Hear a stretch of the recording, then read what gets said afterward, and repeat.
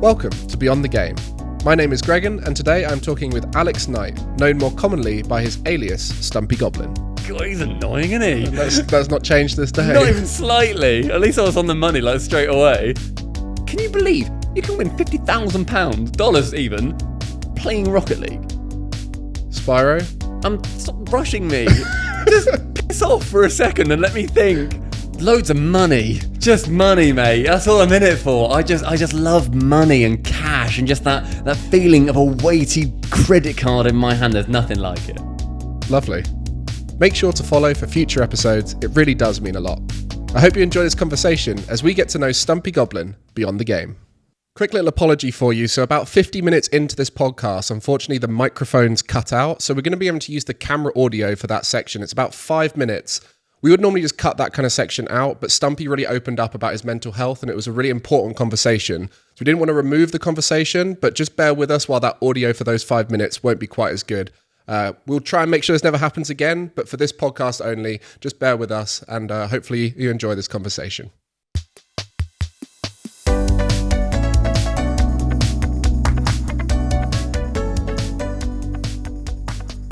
Stumpy. Are we starting? we can start. Is it recording? Are you ready? Are you rolling? Yeah. Is it actually? It has been, yeah. It's magical. It's magic. Oh my gosh. Well, welcome to Beyond the Game. It's good I to have didn't know you I was here already. This is great. Yeah. You're on show now. Okay. And we've got loads of stuff to talk about, Yep. but I want to start at the beginning. I want you to tell me about young Alex Knight. What was he like as a kid growing up? What was I like as a kid growing up? Cocky and annoying. I think I was always like, at school, someone who wanted to be the center of attention, like wanted to be loud, a bit annoying, obviously, and wanted to be making people laugh a lot because that was always quite fun. But yeah, it was mostly, I think, just a case of, making sure that I was doing whatever I could to be someone who people wanted to hang out with, be a mate with. But then also, I don't think I ever wanted to go into stuff like this because it wasn't really a thing when I was a kid. Like, you see, nowadays, there's so many kids who are like, yeah, I'd love to be a YouTuber, I'd love to be on TikTok or whatever, or like play esports. That just wasn't a thing. Like when I was growing up at all, even when I was at uni, it wasn't really a thing. I'm really showing my age. I'm 28 next month. I'm getting so old. And there are so many people now that are like, yeah, my kid, he loves YouTube and he's got like an iPad from when he was 2. I'm like, I just had none of that on my phone until I was like in secondary school. But yeah, I just remember being someone who was loud, someone who was cocky, who wanted to showing off, very showy-offy as a kid. And what about gaming growing up? What was your sort of relationship with gaming as a kid? Quite little for a long time. I remember the first console I played was in the garage at my parents' house, which is where I lived as a child, as a lot of people do. And it was a Mega Drive. And that was the first thing I played. I don't even know what I played, but I remember clicking the button, because it was the black controller with the red buttons on it. I remember clicking them and thinking, this is good, this. And then I don't remember playing anything until I then played, I played some Spyro on the PS1. And I played some Spyro on the PS2. Spyro was my favourite game when I was a kid. Spyro Year of the Dragon, still one of the best games going. It was amazing.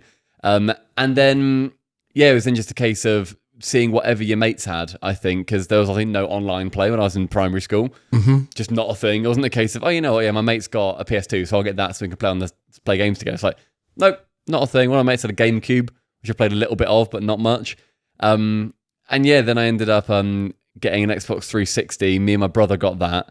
And my mum, very cheekily of her, she purchased Grand Theft Auto 4 for us. How old were you then?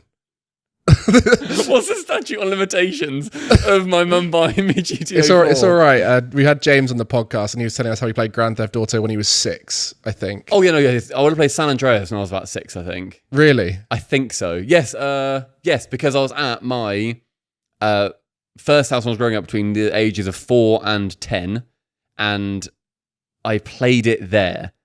San Andreas, whenever that came out. 2002? I think 2003, something like that. So yeah, maybe 7-ish. I played that, and that was very, very good. I also remember thinking, I played San Andreas. Games will never look this good again. this is incredible. You get hit by a car, you get locked into an animation, you fly along. I said to my brother, I was like, no game's ever looking more realistic than this. This is phenomenal. But yeah, so I must have been GTA 4, Second House would have been 12-ish, something like that, 13. So it's an older brother you have? Yeah, one older brother. He's 2 years older than me. Yeah, I feel like these kind of games are typical underage played when they have an older brother who sort of introduces it to them, and then you start trying it out, especially things like Call of Duty. You hear of younger siblings trying it out due to their older siblings, or watching it even. Yeah, so I was always the watcher, and I still love watching people play games, like Let's Plays and stuff. But even at friends' houses, because I watched my brother play so many games, and it was just single player stuff like GTA or something like that, I'd watch that because I was having such a good time.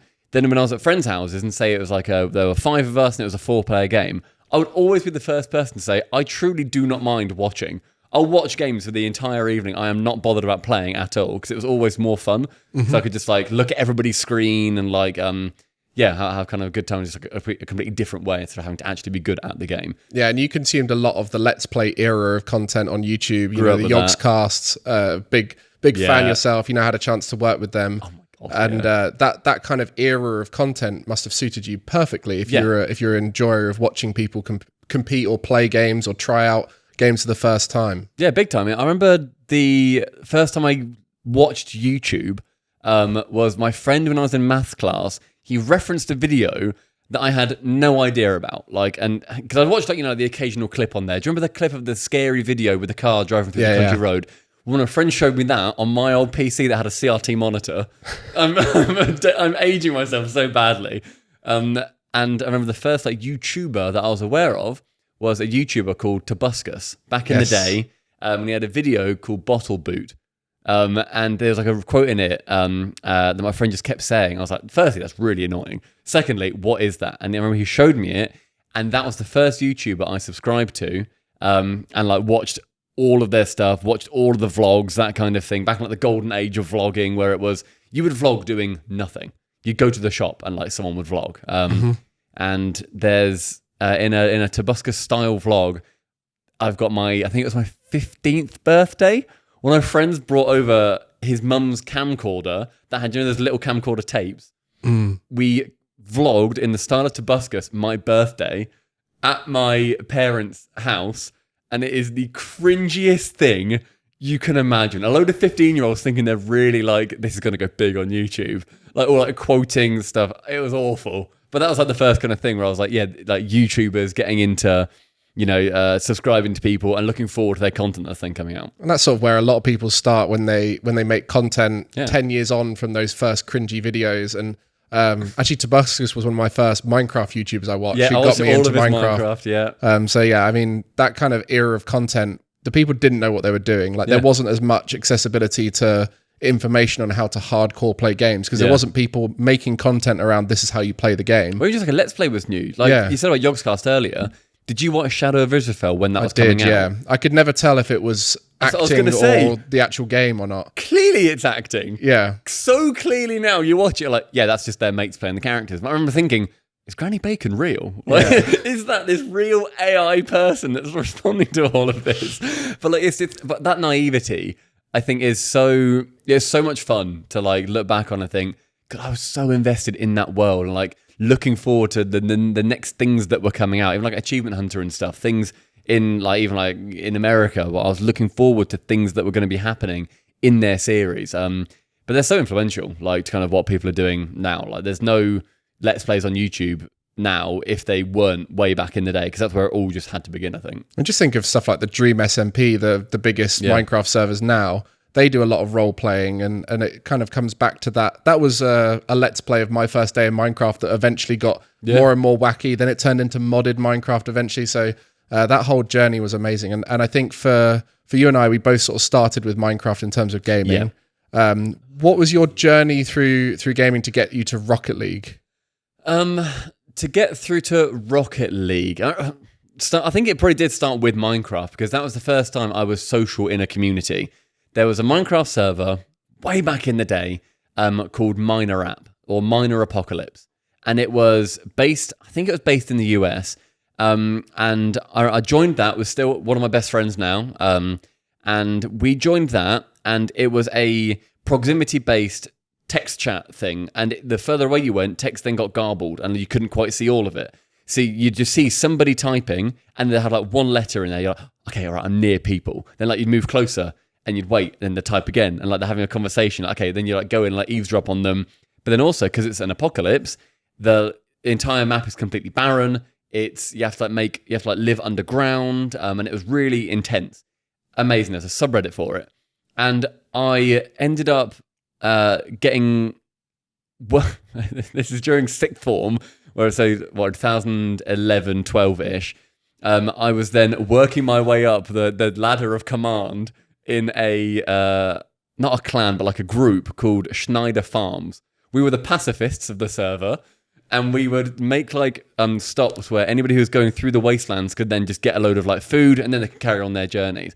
So much fun, like just going through like the role play of that, and getting like armor. Literally, like we would pay people in game with armor to protect the farms, and like hire them to come on at night so griefers then couldn't damage everything that we had.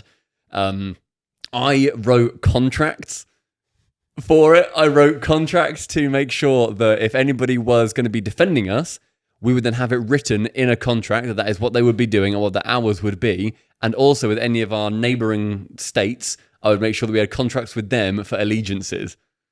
And these are like multiple page documents that I was writing and sending off and getting signatures for. Like all in character signatures as well. It was so good. I loved it. This is when I was doing my A-levels and stuff. So yeah, that was like 10-ish years ago, something like that. So this is sort of the start of your I want to be a hardcore gamer journey, yes. Right? So this is where you start to fall in love with gaming and the creativity, and the community around it, yeah.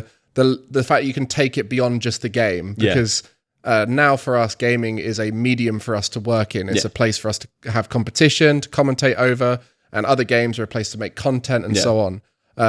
Did you recognize at this time that it was starting to be something you wanted to do, or was it still just a hobby for you? I think it was a hobby for even when I was making money from gaming. Like it was a hobby back then. I would never put that much work in now. Oh my God, it was so much. And then like transitioning then into Rocket League and then, going through streaming, it was still a hobby even when I was streaming and making money at uni, which is obviously a very good thing to be able to do. Like have any kind of income when you're at uni.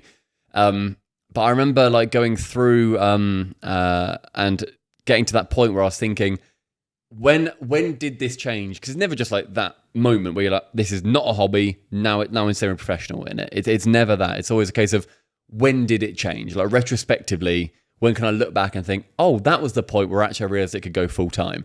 But like playing a lot of Minecraft then made me fall in love with a community and talking to people and getting involved with gaming in that way, because I've never had that apart from just like my mates, like playing Halo or something like that. So it was a lot of making sure that I could talk to as many people as I kind of realistically wanted to. And then that was when Rocket League came along. Was one of my friends asked me, it was during one of the uni breaks over summer. It would have been probably between your second and third year? Yes, it was 2015. Was that when Rocket League came out? Yeah, 2015, July 7th. Oh, nice. I think. I might have got that wrong. If I've got that wrong... Is that the US date? And then like UK was like July 9th or something like that. Harry, would you be able to Google the release date of Rocket League? I feel like they're different, but maybe I'm thinking of SARP. It's definitely July. It's definitely July, you're right. I think it is 7th as well, but I feel like I've got 9th in my brain for some reason. Yeah, it might be. But I think maybe 7th is because it's July, which is 7th Potentially. month. And but if it was 7/7/15, that's quite nice. That would be. That's quite nice. We'll get that confirmed in a second by... frantically Googling.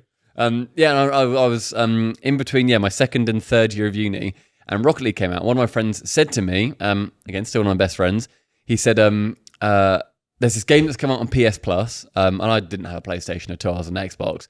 Game came out on PS Plus, do you want to play it? I've been playing a little bit. And I was like, yeah, I've got nothing to do today, I guess I'll come over.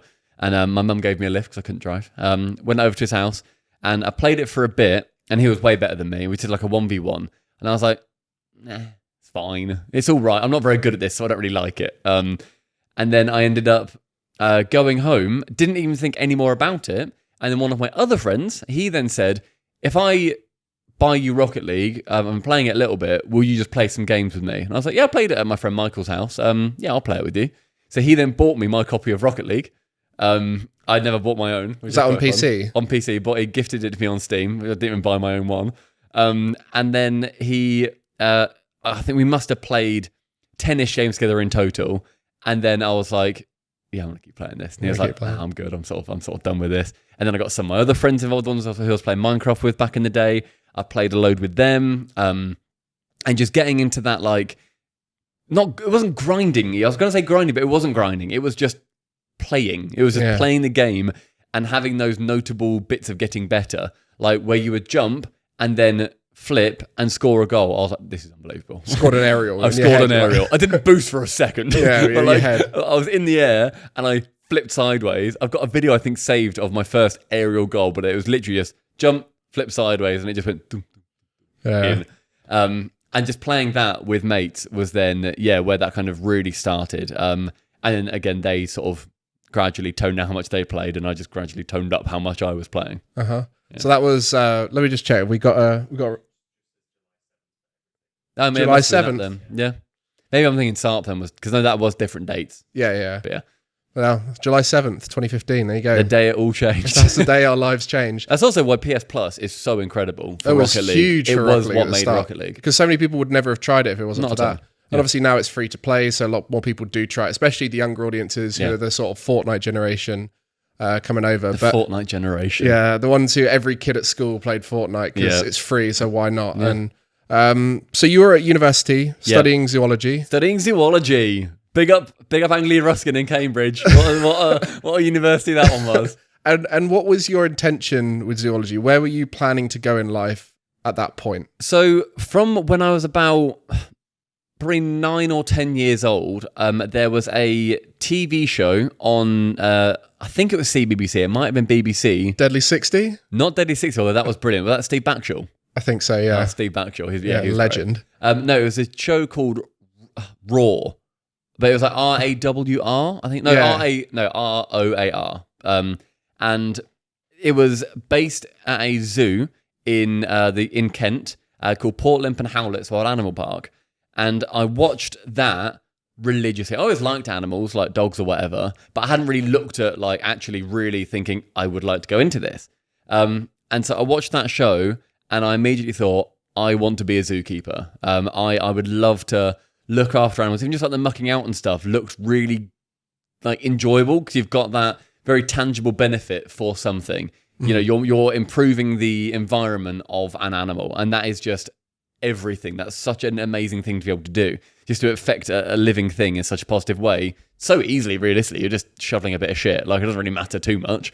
And I watched that, and so then when I was going through school, I was always saying I want to be a zookeeper. I always wanted to work with animals and then I picked my A-levels, and that was its own issues, because I was doing well in school. I was your classic gifted and talented kid at primary school, as I think half the population seems to be, and then you get into school and you realise there's a lot more smarter people here than me, and then you get quite disheartened, and then it's like, okay, now I need to actually work and revise to then do my GCSEs. I had that once I got to university. And around all these smart people. And you're like, oh my goodness. They're all so clever. Yeah. So what did you do at A-levels then? So I did, in my first year, I did chemistry, biology, psychology, and English language. God, blimey, that's a lot of work right there. Yeah, English language, loved it. That was probably my favourite topic in the end. I adored that, because that was that was the creative one out of the ones that I was doing, where I could write stories, I could be imaginative, I could think stuff up, and like I remember one of the exams, the big question at the end, it was like 32 marks or whatever, was write a story. Like write just a thing with beginning, middle, end, get it decent. And we were sort of... Was that the question? Get it decent? Get it decent. And use better English than this question. I remember the teacher, like a month ago or whatever, said, everybody, you're going to be asked to write a story, so plan your stories. And I remember thinking at the time, I don't need to do that. I can just think of it on the day, surely. And so I just did that. I just thought of a story on the day. I had no idea what I was doing until I got to that question. And then I wrote it, and then I got the highest marks in the class. And I was like, wee! I mean, that sort of resonates with who you are now in terms of your content. Exactly. You're very much off the cuff. You like to think up things on the fly. Very improv-y. Yeah, and you love your improv. You love your commentating live games, being on the desk live, not doing things as written pieces. Even when you're doing pre-recorded stuff, you very much think it up there and then do it. Yeah. Or sometimes you'll even do it while the cameras are rolling. Well, like voiceovers. So whenever Cole writes a script for me, I probably say 80% of it. And then the other bits, I'll just throw in words, or I'll just change what some words are in there, or I'll just put in a new sentence, or like sort of an aside, like on the end of something. It's like like just something different in there, because that's definitely, I think, how my brain works. But we'll get to Cole. He's later in my story. Yeah, he's not here yet. You are. Yeah. So we're at zoology stage, and you've spoken about my A levels. Failed chemistry at this point. Yeah, failed chemistry. Failed chem. Oh, I bloody love chemistry at school. I enjoyed it. Love the practicals. I got like B's in my practicals, and I didn't get anything better than a U in any exam that I did in chemistry. It was atrocious. I don't think I've put it on my shelf. I got a thing there. I saw that boy. Oh, that's a little Connect. Yeah, so I have a little test tube that was rewarded to me for getting gold in the chemistry Olympiad, and I got second in my school. Olympiad. So I got second in my school, and in my head I've convinced myself it's first, because the person who came first in our school was top 10 in the country. Okay. And got 5 A stars at A level, went to Oxford to study Natski. So I was like, okay. What's Natski? Natural sciences. Okay. So they were just... she was unbelievable. She was like the smartest person I've ever met when it comes to sciences. So not a bad person to come second to. Yeah, so I was like, well, she didn't count. She's like, she's an anomaly in the world, She's right? too good, so she doesn't count. You're thinking all these runners in the Olympics, well, Usain Bolt doesn't count. Yeah. He's just better than us. I was first if you'd exclude the person who shouldn't be here. The anomaly. Why are you here? Yeah, so I love chemistry at school because... I enjoyed it, but I was just rubbish. Yeah, it's because I think it's very logical and like...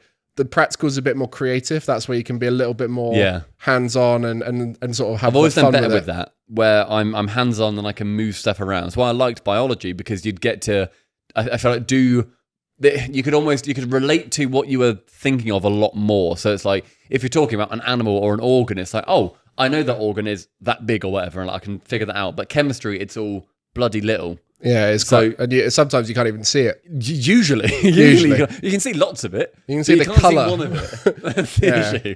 Well, I mean, let's move on from your education. So zoology, you want to be a zookeeper, and then got to uni. And you got to uni. You nailed that. 2-1. 2-1. Very good. And so you're at this stage now in your life where you're starting to make a bit of a career being in gaming. Yes. How did that start out? So that started when I came back from that between year 2 and 3 of uni, had played Rocket League, and I looked on the Rocket League subreddit and saw that someone, because I'm massively into Reddit, I've had an account for 15 odd years, whatever it is, or like, something like that. And someone submitted a GIF of a little rocket flying in, going around a world, and then it said like new subscriber, and then it then ended there, and it said, I made this animation for Team Rocket. And I was like, the hell is Team Rocket? What is this? So I looked, and I saw that someone called CoolCole93 had replied to that thread with then a Twitch URL, and I'd only watched the Yogscast charity streams in December at that point on Twitch. There's the only thing I'd seen on Twitch, where they did their dairy drive and the bee thing and whatever else. So I was really, really new to all of that. So I was like, okay, I'll go to that. I'll go to that Twitch. Followed it, weren't live. And then the next day they were. And it was this ginger bloke, CoolCole93, and not yet a pro, but Doomsy as well. And they're both British, both my sense of humor completely.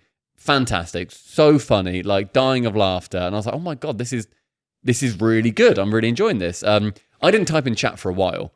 Like, it was probably a few weeks of streams, and that was like streams pretty much every single day at that point as well. So 20 odd streams, I hadn't said anything. And then I typed something in the chat, and then streamer read my message. And I was like, what is going on? This is incredible. Like, they were doing like tournaments and stuff. And I was like, I was getting into that community, just like replying to stuff and like making jokes in chat. And then they had a TeamSpeak server, which I then joined. And then Doomsy did a games night, but it wasn't Rocket League. He did like a Pictionary thing. And I joined the TeamSpeak, and the first thing I spoke to any of them about was Pictionary. Cole wasn't there, he was doing something else.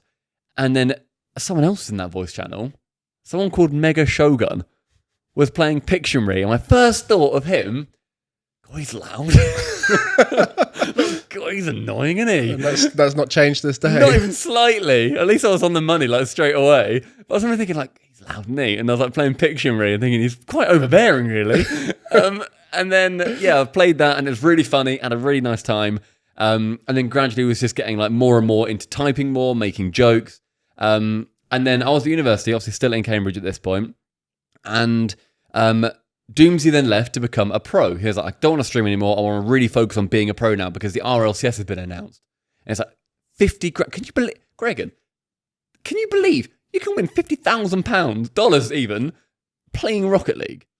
Can you believe that? It was mind-blowing at the time, the amount of money. It was insane. And players, the top contracts at that time for players was $1,000 a month. And they were like, this is unbelievable. How are we ever going to top this? It's like me with San Andreas graphics. Yeah. Like, how can we do better than this? But yeah, I was remember like seeing that and thinking like, fair play, Dooms. Like, you want to go become a millionaire? Do it, my guy. And then Cole messaged me and said, because I played some like viewer games and stuff with them, he messaged me and said, oh, would you want to stream with me? Because it was always quite fun to chat in voice chat. And he was like, yeah. I was like, yeah, I'll get involved with that. And stupidly, he made the worst business decision of his life. He just straight away said, do you want half the income as well? And I was like, well, yes. Like, I'm at Not university. even 51-49, it was straight 50-50. And I was like, why have you done this? Like, this is an awful decision. You don't know me, really. Like, I played viewer game. Imagine that now. You're getting on with a viewer and you go, do you want half of my business? That's unbelievable. I mean, to be fair, you were also quite notable in chat. People thought you were entertaining in the chat, which was a Stumpy Goblin message was one to read in the Twitch chat because it was probably funnier than the stream itself. Usually, and that's what I think Cole then said that as well. And he said it where, because that was back in the days of about 10, 15 seconds of chat delay as well. So Dooms would say something, I'd then make a joke on what he said, and then 15 seconds later, it would pop up on the screen as Cole is then making his joke, and then he'd look in chat and go, that's better actually. And it was with that 15 seconds prior, so it was less thinking time. So then he was like, oh yeah, fair play, I'll try and lock this little freak in. Which he did, like, fair enough. For 50% of the company. Yeah, just to throw him money for that. And then weirdly, we were like DMing about something, and I said to him, like, oh yeah, I'm at university at the moment, Anglia Ruskin in Cambridge. And he was like, I live in Cambridge. And then I remember looking on Google Maps, he lived about 3 streets down from my university. Like, probably from where I lived, a 15-minute walk. So weirdly close, because he could have been anywhere in the UK. Like, he wouldn't even need to live in the UK, just by sheer chance.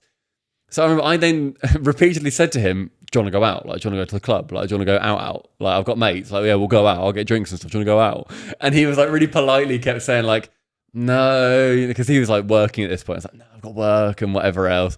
And I was like, do you want to go out? Like, yeah, let's go out. And then eventually he agreed to go to a pub with his mate, and then I'd pop along as well. For anybody who knows it, it's the White Swan on Mill Road in Cambridge. Lovely pub. That's where we met for the first time. And I remember thinking, it's weird to see someone on the internet in 3D. Like, that face in 3D. And I'm like, this is really strange. And yeah, we just got on really well. We're streaming quite a lot together at that point. But then I then moved home, back to about an hour and a half away. I had to then get a real job. And that kind of stopped my streaming in its tracks for now. Yeah, so then you got your real job. Yeah, worked at Barclaycard. Yeah, and Cole was a technical author, and was getting paid pretty well. Was looked after well. Right. Both of you trying to make a career out of this streaming thing, and then eventually you both take the plunge. Do you know what sort of time frame that is in terms of, like, is that 4 or 5 years ago? It was 2018. And it's when I was working at Barclays, and I just got moved from the evening shift to the day shift, which was way better. That was 7 in the morning until 3 in the afternoon. And then I could get home, have something to eat, and then stream for 4 hours till 8, and then basically just go to bed because I was knackered. And I remember being on that day shift, and we were getting subs, and we got to like 250 subs-ish, and we were getting like donations and whatever, and I've always been quite good with money, and I was saving everything that I was making, like just as much as I could.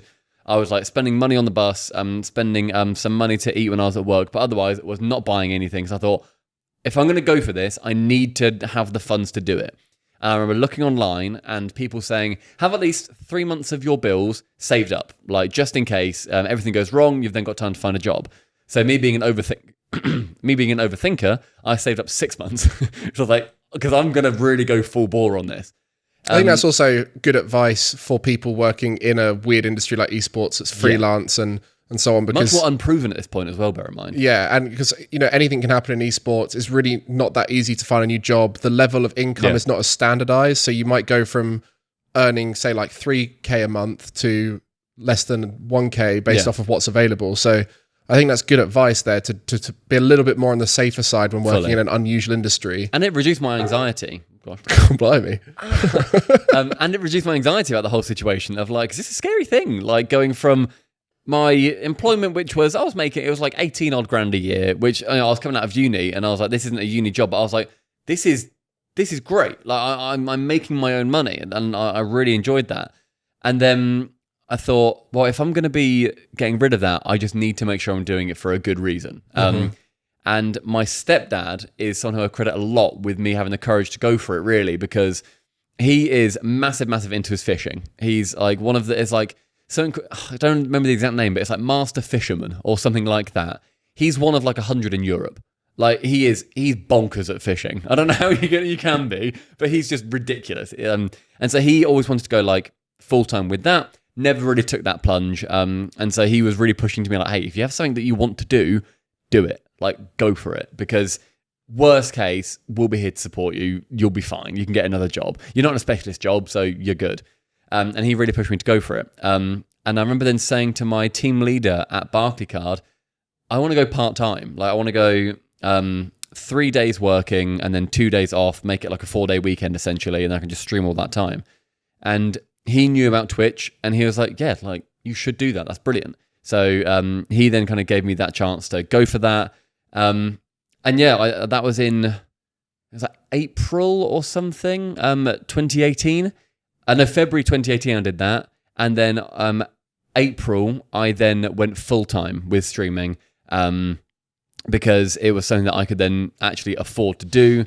And it was, very, very scary, but very exciting to be like going from literally me sending a WhatsApp message to my housemate at uni saying, someone just gave me £5 for playing Rocket League. This is insane. To then be like, yeah, I can do this for a living. So yeah, you mentioned earlier about recognizing that shift, that point where it went full time. Yeah. And this is a slow process. You didn't just suddenly give up everything to go for it. You slowly eased out of it. You did them both at the same time for a bit. That's the tough period where you're working a full-time job and then working a part-time job in streaming. I think I worked it out at the time. It was about 80-hour weeks for about a year. Which is you got no time to do anything else. You have to give up all your hobbies. You have to give up, couldn't see friends. You can't go to the gym as much if you're doing that. You can't keep yourself as healthy as you want to, and so it can be quite tough. And I think that's the key message there is your journey was a great example of that slower transition. And there is points where you might just have to take the plunge and then give up, and that's fine. And there's lots of people who have done that where they've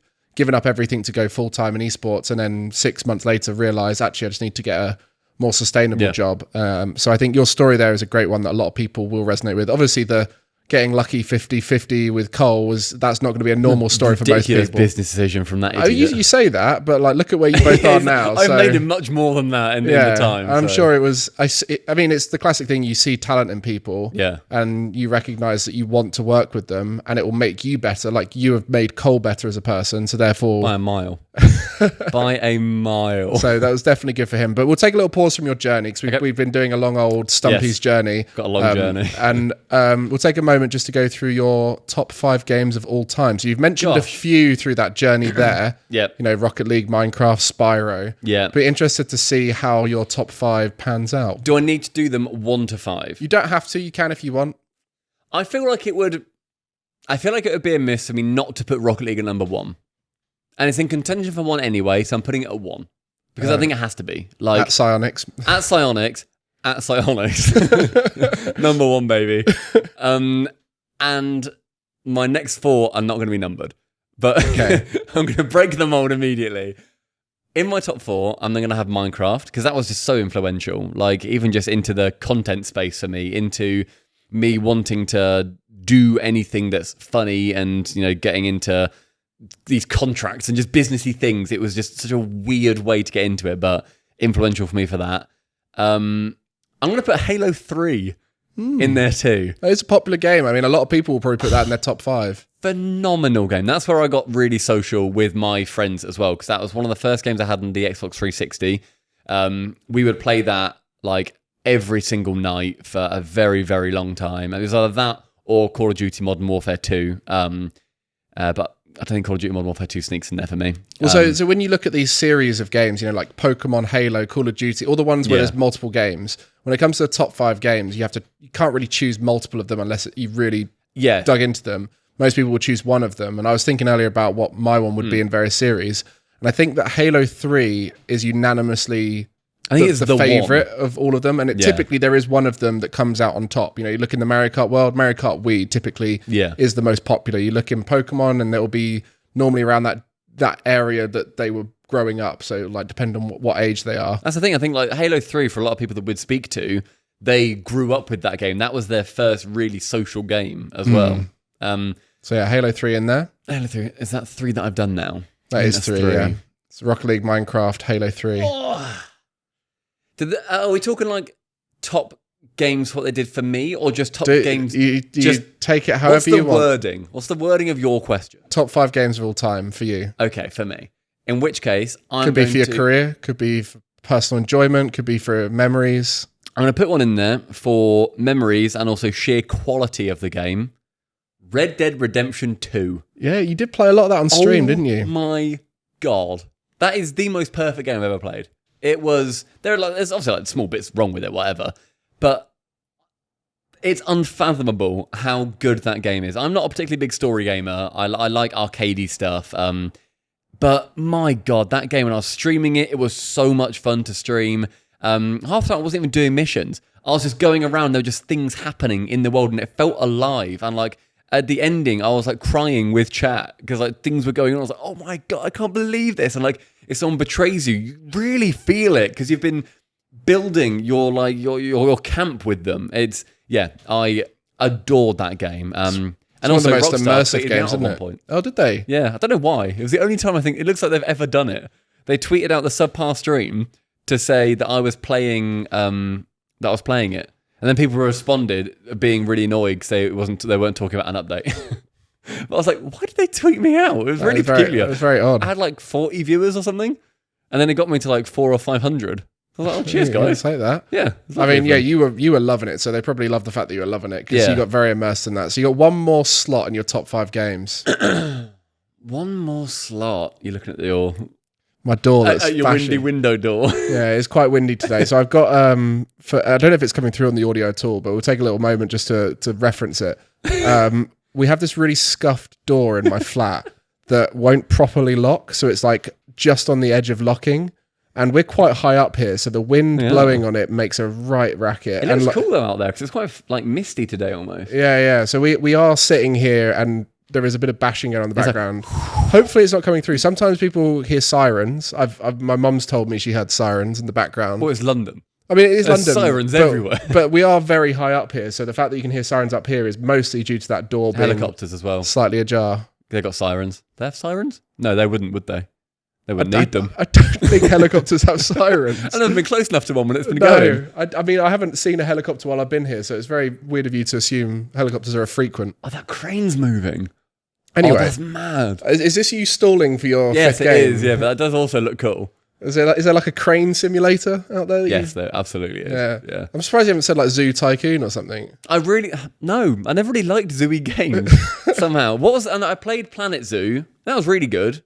I played a lot of that on stream actually. It was good, but it's not a top game by any means. I didn't really play much Zoo Tycoon back in the day. Typically, this section doesn't last this long. I know, so you are making this tricky. But I'm dragging everything out, Gregan. That's the thing. Spyro? Stop rushing me. Just piss off for a second and let me think. Okay. Right, because I was thinking Spyro, but then my thought is it really top game? I don't know if it is. What else have I really played that's had that much of an impact on me? You know what? I was saying earlier I wasn't going to put Modern Warfare 2 in here, but I am. I'm putting Call of Duty Modern Warfare 2 because, again, that was a really social game. It was some of my best memories in gaming are playing that with friends. I remember I invited one of my friends over to get, it was 3 7-kill streaks in a row for a calling card because I couldn't get it.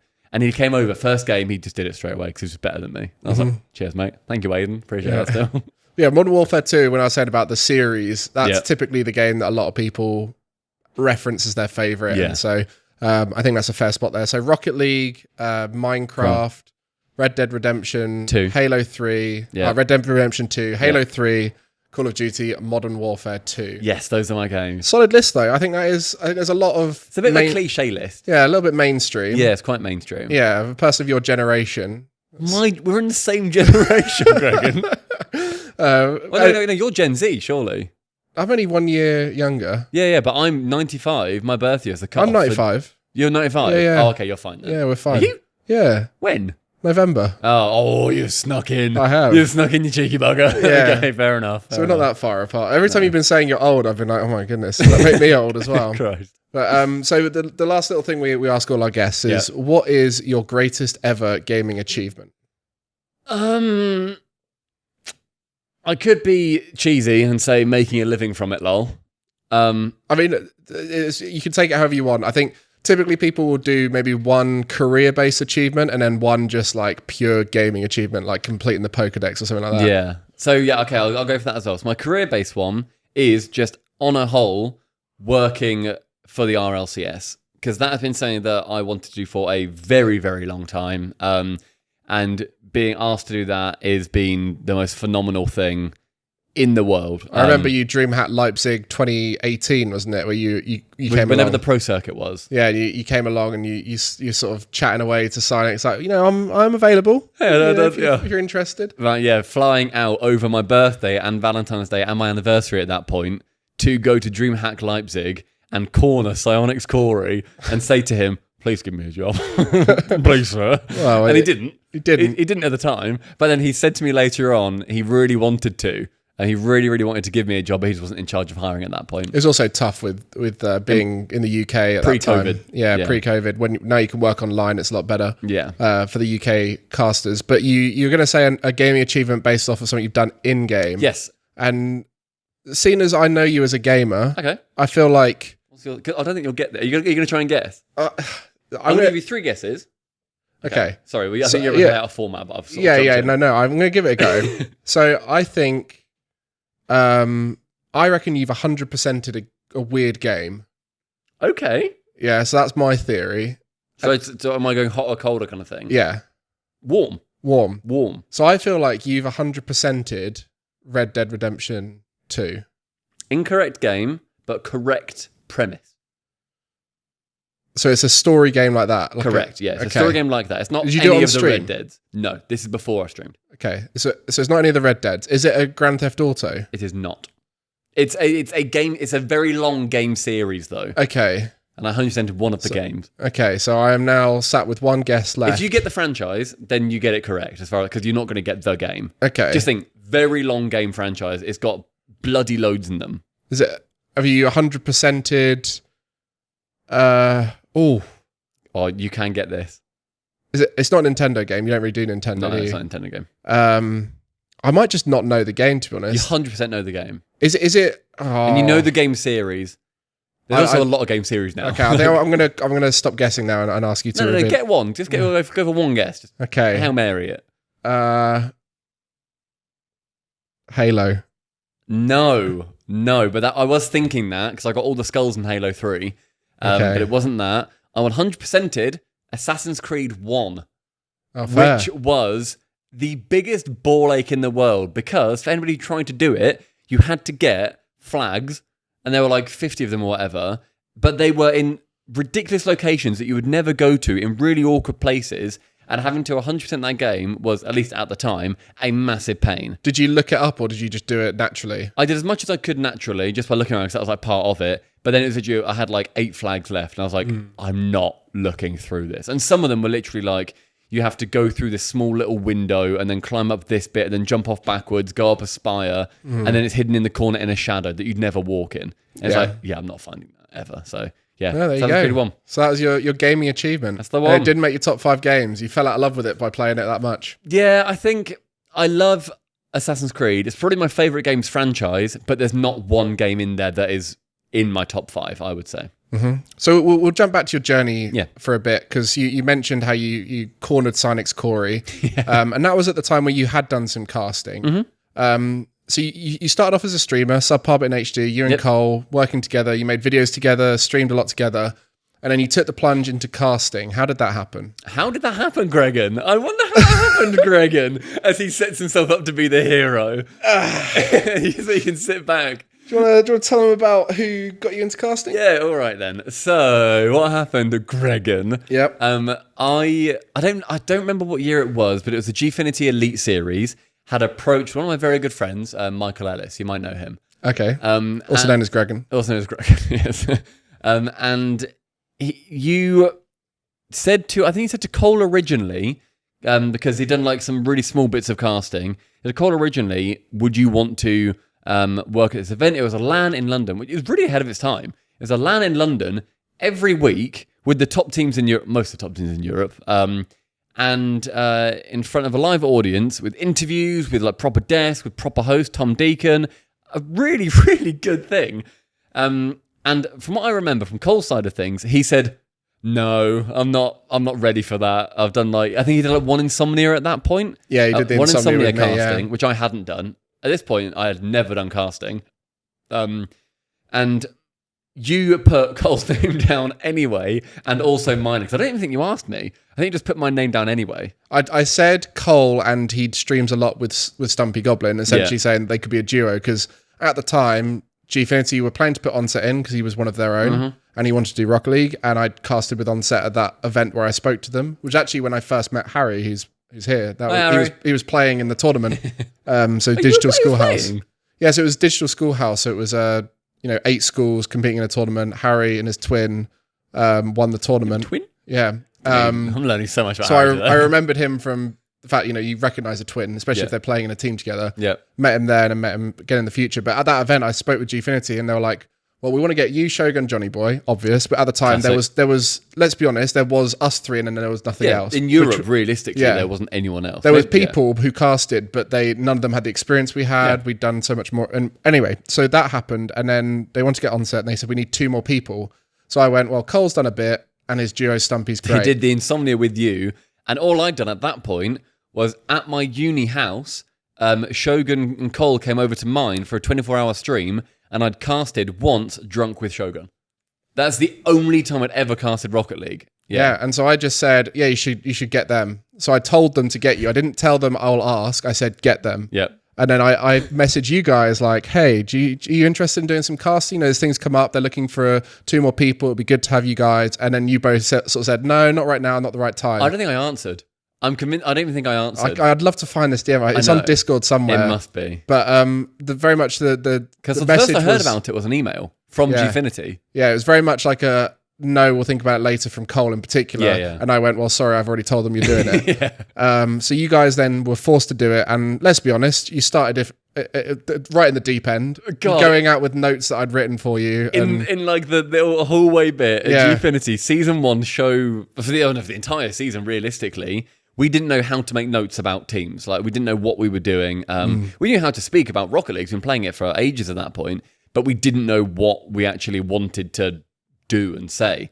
And I remember, we were writing, we saw on the screen, okay, it's XL versus Endpoint or something at the time. And then I remember you'd be like, right, so. And just give us like an info dump of everything. And we'd be scribbling stuff down. Yeah. And then, and then that's also why at the time I always preferred being on the desk, because I could just joke. And I didn't need to really say much. I could just joke around on the desk and just chat nonsense. But that was real deep end, and it was also a lot of fun, because this is when I was working at Barclaycard, and I was able to go down to London, have a hotel room paid for me, if you can imagine such a thing. A nice hotel room as well. Yeah, very nice hotel room. Chelsea football ground. Millennium and Copthorne. Yeah. And you're always either in the Millennium or the Copthorne. You don't know until you don't know which one you're in, so you have to go to the other desk if you're at the wrong one. And we just stayed there overnight. I think like the first season I got paid like £150 or something, which again, that's like half of what I'm making in a week at Barclays. I got paid £300 a week at Barclays. And I was like, this is that, and it's still good money. I'm like, that's really good. Like, do something you love doing as well. I can do something from this. And I was saying to people at work, I was like, I'm going to London tonight to stay in a hotel and then commentate Rocket League tomorrow. This is amazing. And yeah, those shows were some of the most fun, I think, I've had like 4 shows. We learned so much from that as well, having role models like on set, having Ariel, Tom, all these people around us who were teaching us the ways, and it just developed us all so much. And so that was sort of the start of the journey. Just the etiquette as well, like not just like how to work, just like the etiquette of being, you're the talent in a space, and it's like just the whole, okay, that's the floor manager. Okay, now I know what a floor manager is, and now I know, okay, these are the camera guys. I now know what they're doing. I know what a tally light is. Just like things like that, to then get you used to what's happening as part of being in front of the camera as opposed to being behind it. Even little silly things like putting your wire behind your shoulder or wearing your headset correctly. Oh, BBC Three absolutely did me with that. That was so annoying though, because I put a headset on and I'm fiddling with it the entire series. Like, this doesn't feel right, because it's like the 3 banded ones. I was like, this does not feel right. And then I felt onto my head and I was like, right, that's good enough. And then it cuts back and the headset band is like there, like on my forehead basically. And this is when the Chief Elite series was on BBC Three. And yeah, they then tweeted it out saying like, oh, that's one way to wear a headset at Stumpy Goblin. I was like, come on. I mean, it's all these little fun moments that you play off very well. And I think it's very easy for us to look at your career and how great it's been and all the amazing successes you've had. But there are challenges associated with having fun on camera. It sounds really like it seems so harsh to say that, you know, you get to do an amazing job like we do, and then there's the challenges on the other side of it. Yeah. And for you, you know, you're now in the public eye. You now have a very unusual job where you have to give up a lot of things. Like you mentioned, you missed your anniversary, Valentine's Day, and your birthday to go to an esports event. And recently, you know, you missed the Rotterdam Major to go to a friend's wedding. Now, normally it goes the other way around, where like I've missed some of my best mate's wedding because I was at a Rocket League event. So, you know, you then have these awkward challenges where you're working on weekends, which is typically social time, big time, to do your job. And like, we wouldn't complain about it. You know, we get paid very well. We get to do an amazing job. And you've always got the option to just say, no, I'll get a normal job. That's always an option to go for as well. So there are challenges associated with it. And you've spoken quite openly on social media about your mental health and the fact that last year in 2022, you started having therapy. Do you want to talk a little bit about how your relationship with your mental health has changed over the last few years, in particular, where you started to really recognize it and deal with it, and talk a bit about the therapy as well? So I think I was a lot like a lot of young men, where you don't speak about how you're feeling. With your mates, you don't speak about how you're feeling. At least back in the day, like you wouldn't be like, oh yeah, I know you're having a really tough time at the moment, I'm here to talk. You just wouldn't say that. You'd make a conscious effort to play more games with them or something, but you would never actually discuss it. And I was always terrible at talking about how I felt at any point. And it kind of became a bit of like a joke in my friend group that every year I'd have one breakdown. I'd have just like one just outburst where I was like, I cannot deal with the emotions that I've bottled up over the last 6 months, a year, whatever it ended up being. Which is sort of funny to think about, but it's also like, that's not how it should be. You shouldn't do that. You need to actually talk to people about it. But it's really hard just to do it for the first time. So I found myself, after, you know, going through missing a load of events with friends, because I was saying to them, look, I'd love to come, but I'm trying to get to a place where I can do it, which I'm now at, very thankfully. Like, I want to get to a place where I am able to skip work to then go to these things, but I'm on that grind at the moment.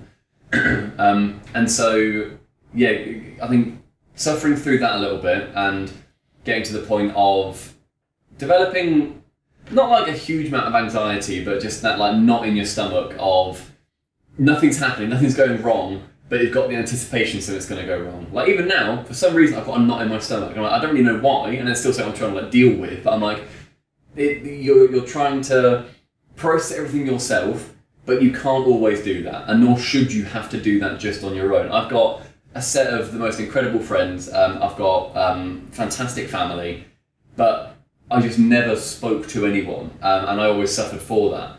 I remember last year, I went through buying a house in 2020, obviously COVID and everything.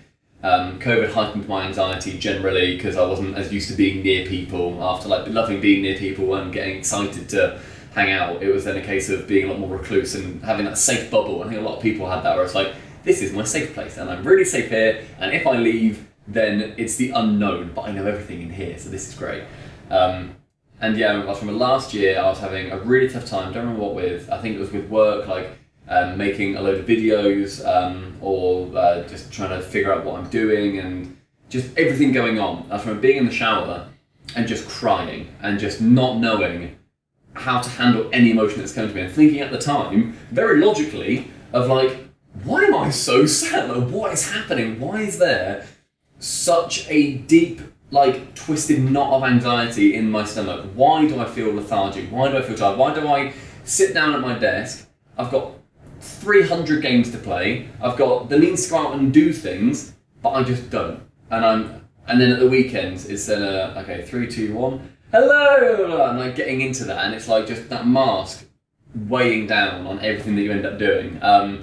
And so my partner, now ex-partner, she heard what was going on, and she came in and was like, what's wrong? I was like, I don't know, just something's wrong in my head, and I'm not sure what it is, but I need to sort this out, because I feel like I'm just getting worse, and I don't want to get to a point where I'm, worried that I can't do my job, and therefore I just give up on it, because I've worked so hard to get to this point. I don't want to give up now. So I contacted, I think it's like NHS, what's it called, like CBT. Did some, wasn't really for me. I did a few sessions, like 4 sessions, and then at the end of it, they were sort of like, right, so now you know how to deal with it all. And I was like, do I? It's news to me, I'm sick. All right.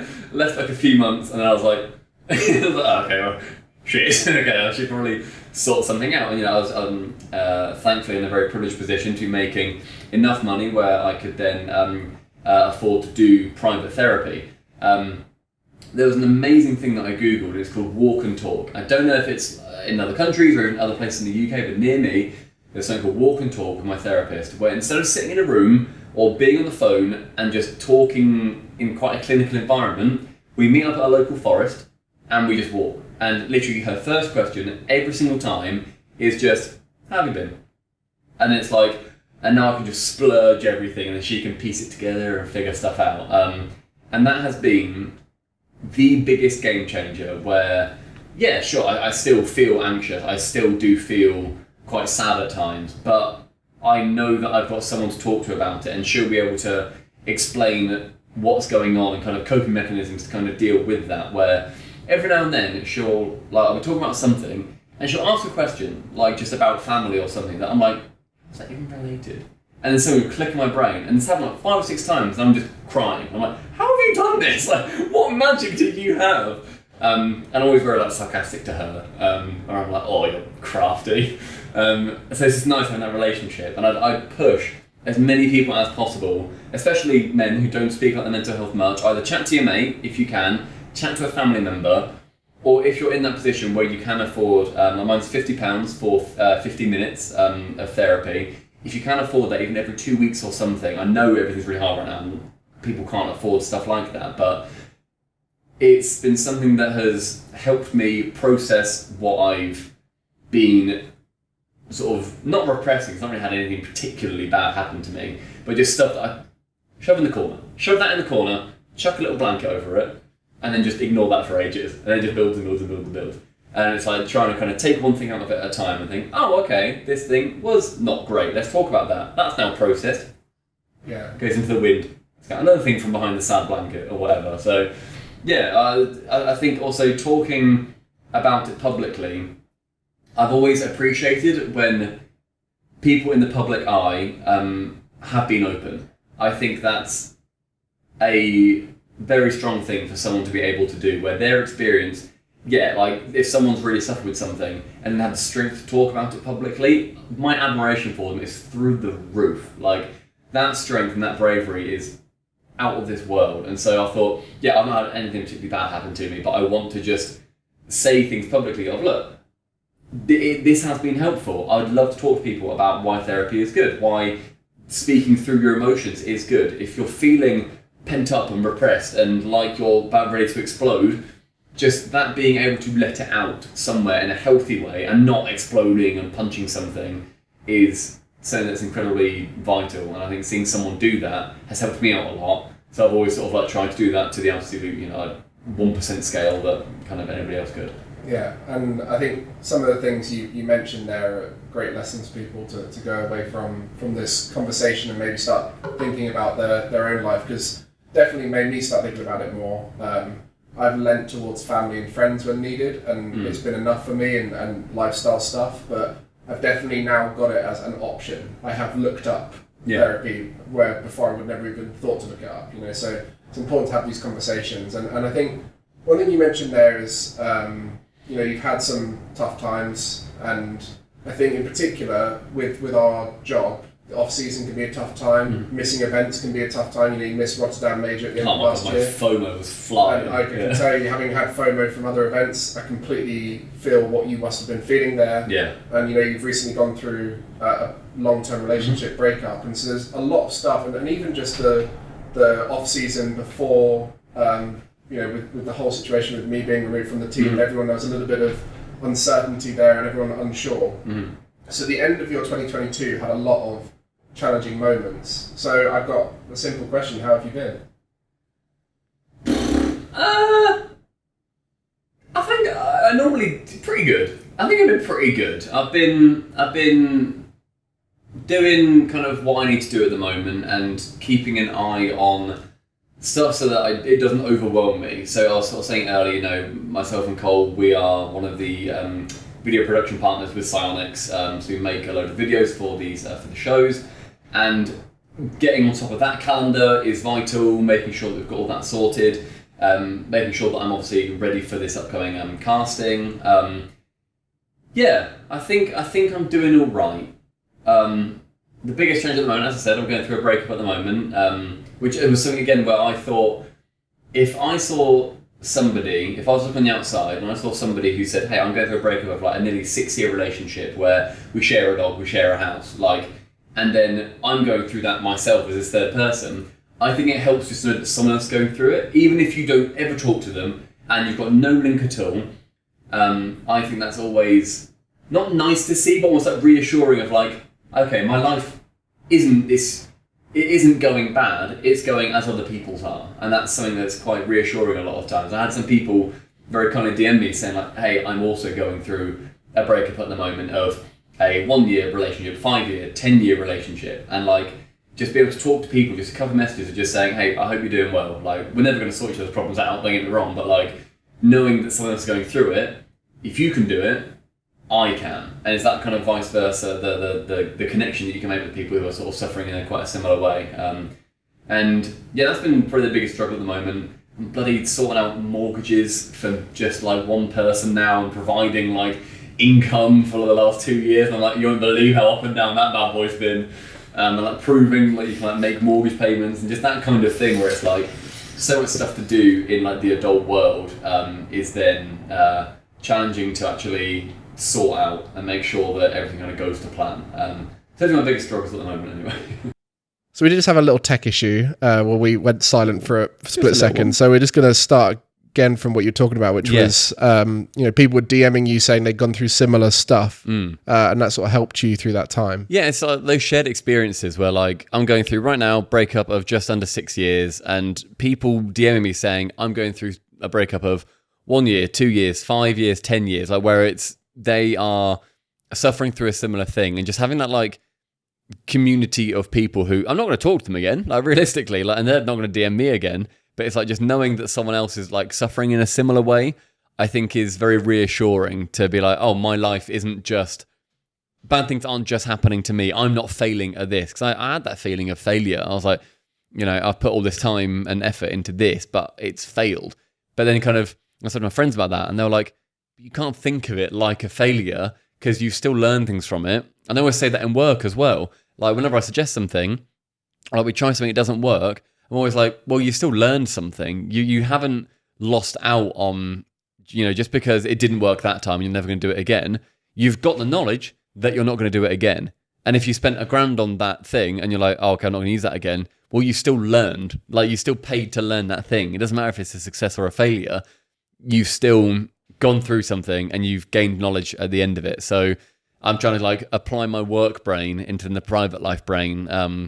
And yeah, it's none of the people are kind of having issues too. It's quite reassuring to be like, yeah, there's a lot of shit going on in the world at the moment. So everyone's sort of trying to help each other out, I think, which is quite nice. Yeah, and as you've mentioned a few times, we're in a very privileged position with what we do. You know, we don't have a lot of the typical issues that people within this country are having right now around cost of living and so on. We're able to get through that. So yes, our issues aren't as bad as others might be, but it's always relative to you. Relative, and you mentioned about your mental health. You know, one of the first things that a lot of people will think, especially in esports, when they're struggling with their mental health, is why am I struggling? I should like. The classic thing is you meet people and they go, oh, you have a dream job. And you're like, well, you know, there is some bad sides to it, because from the outside, it always looks like everything's fine and dandy, especially like you mentioned, you put a mask on when you go on camera. Yeah. You turn off the sad part of your brain for that show and then try and put on a show to make it as good as possible. And so you can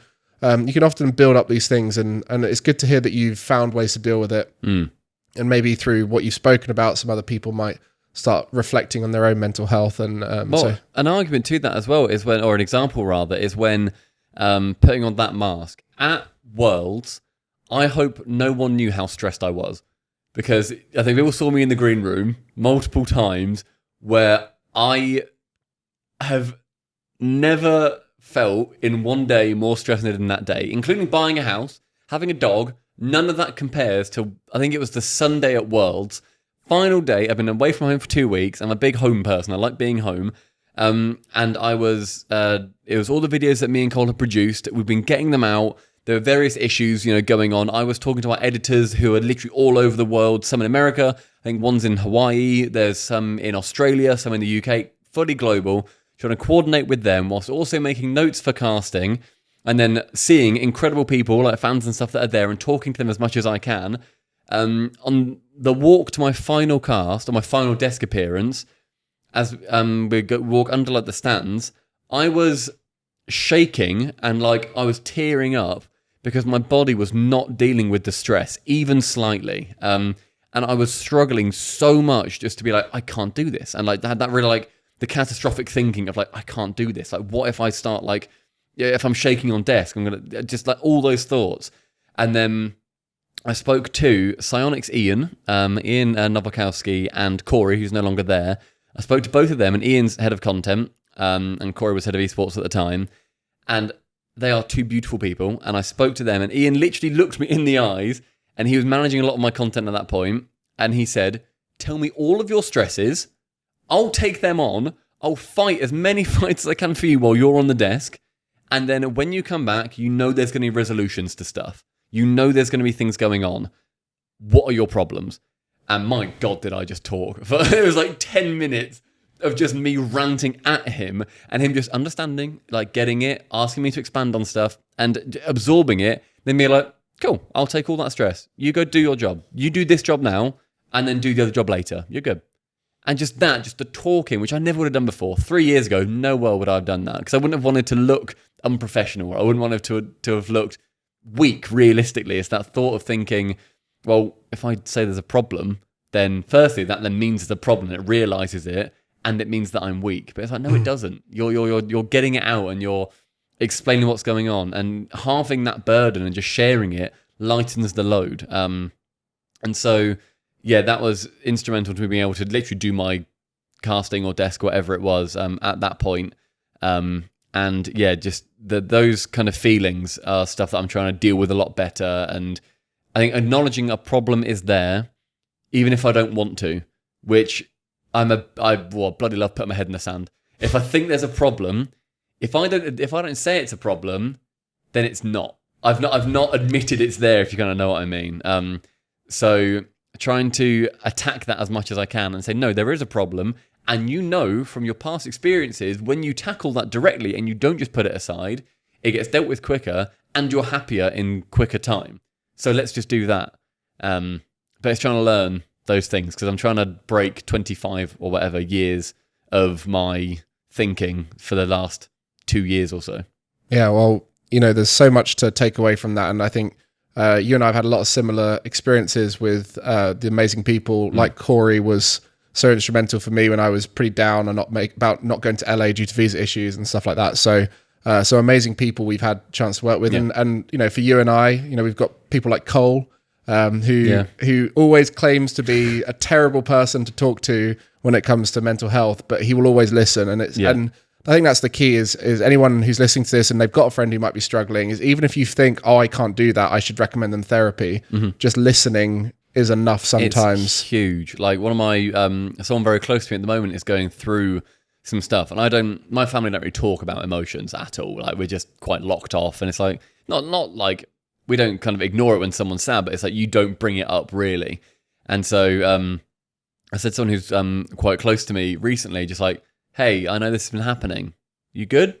And it was literally last night. And we spoke for about an hour and a half, and they were just getting out whatever they could. And I was like kind of giving back what I'd been given previously. And just that opening up is so important when there's so many people struggling at the moment and there's a lot to go on. Even if you're thinking, I don't really have an excuse to be sad, because I've thought that. I still think that every now and then. I'm like, I've got no real reason to be sad. It's still talking about it and making sure that you are being responsible with your feelings and helping people out when they need it to.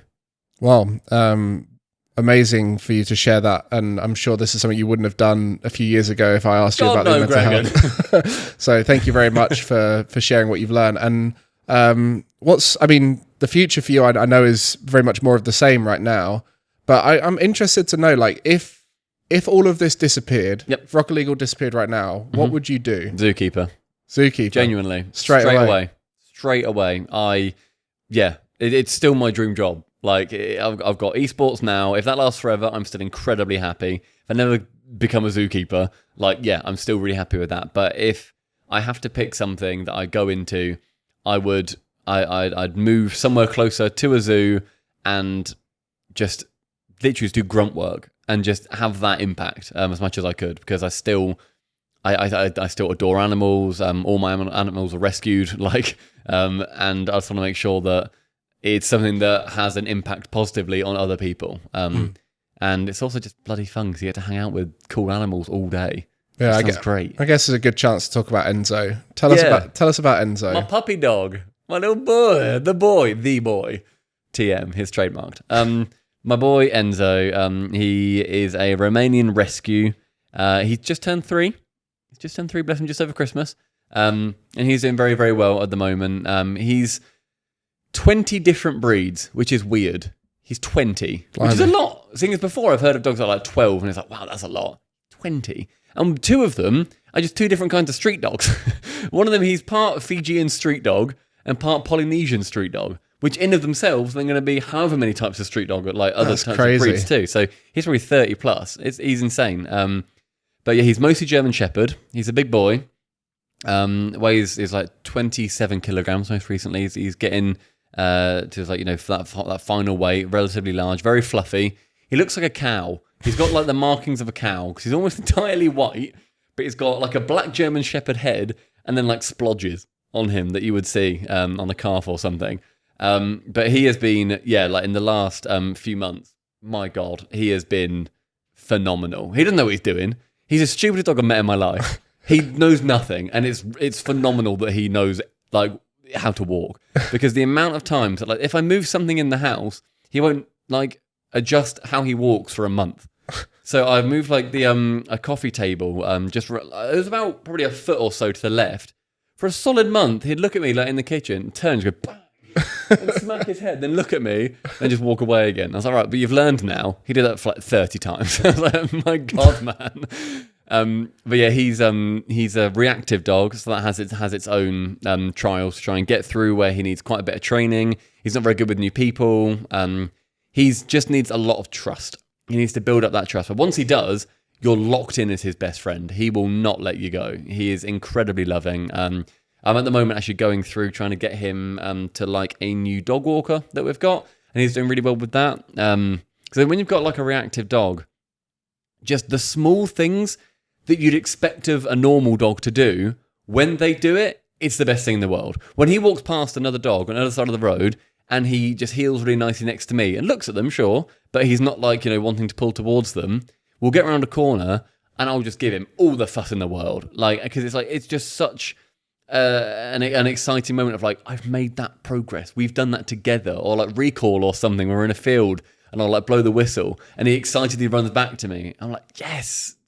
Those small things and those bits of progress are they're vital to, I think, me, because I like to not always be in busy places. I like cities and stuff, like we're in London at the moment. I like coming here, like to visit people and stuff like that, but I live surrounded by fields in a village that's got very little going on, and it's just green, and I like that because it's quiet. I like quiet. So yeah, it's good for me and him to go out and, you know, go to like the bakery or something and share a cheese roll on the way home.